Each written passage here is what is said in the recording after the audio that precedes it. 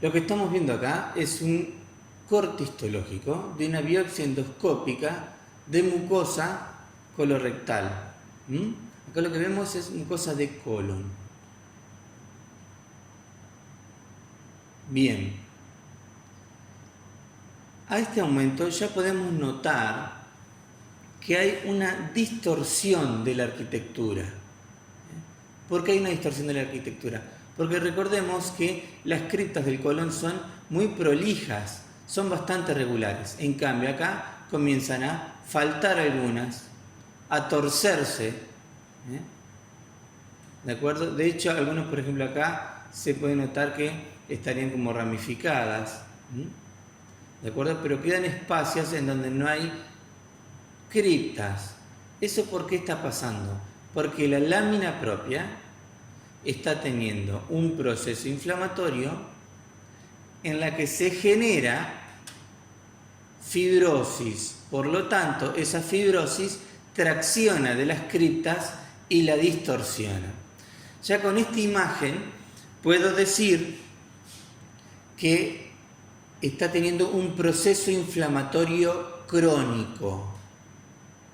Un proceso inflamatorio crónico.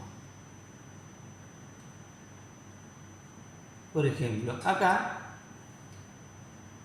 vemos que la mucosa está un poquito más respetada, digamos, en cuanto a su distorsión. Pero acá, fíjense, faltan directamente sectores donde no hay criptas y la distorsión es importante.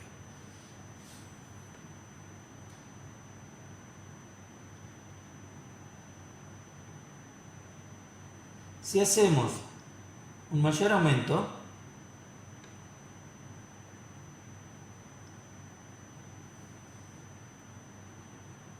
podemos notar que el infiltrado inflamatorio está constituido por algunos mononucleares.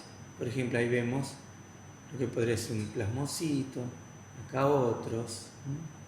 También vemos linfocitos dispersos y en toda una trama conectiva.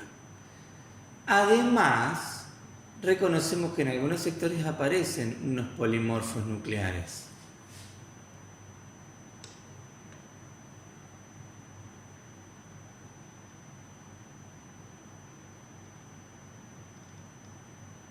Acá en este sector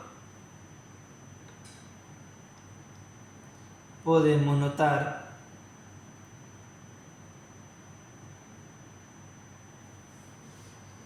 que el infiltrado inflamatorio es más rico en algunas células polimorfonucleares neutrófilas. Por lo tanto, este es un proceso que está teniendo, además, sobreañadido a la situación crónica que la notamos por la fibrosis, estamos viendo que tiene un fenómeno supurativo.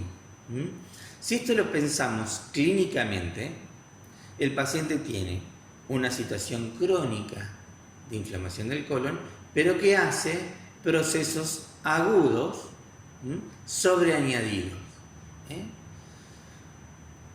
Entonces, acá vemos que incluso los polimorfonucleares están atacando el epitelio,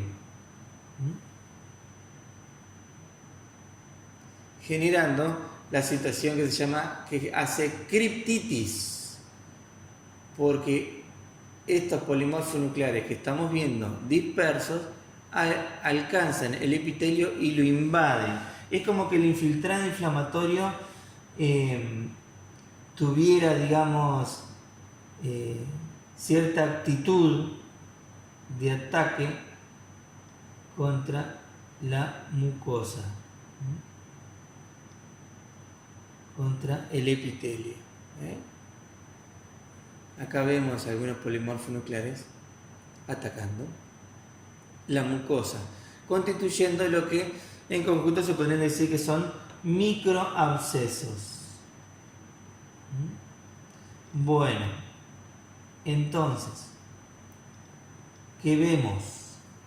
Haciendo como una especie de resumen, vemos que son fragmentos de mucosa colónica en el que se reconoce distorsión de la arquitectura, con fibrosis de la lámina propia e infiltrante inflamatorio constituido por mononucleares y que en sectores se observan polimorfonucleares neutrófilos dispersos e invadiendo el epitelio de las criptas. Acá vemos cómo el infiltrante inflamatorio, por ejemplo, se mete en el epitelio. En algunos sectores va a generar ulceración. Va a generar ulceración, una pérdida de esa solución de continuidad del epitelio.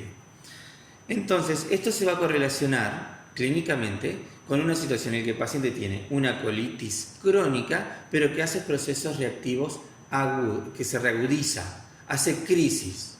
Durante las crisis, como aparece el infiltrante inflamatorio supurativo, va a aparecer pus. Como hay ulceración, va a aparecer sangre. Y puede aparecer también moco, pus y sangre. ¿Cuándo? Durante la actividad de esta lesión. Si a esta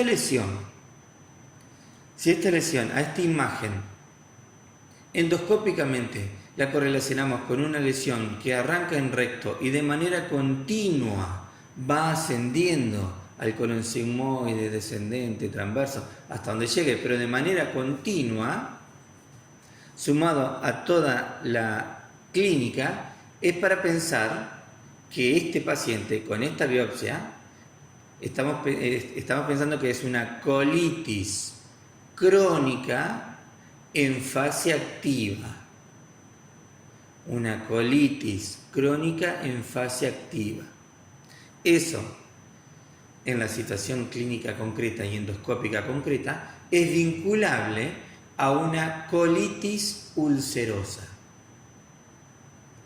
Es vinculable entonces a una colitis ulcerosa.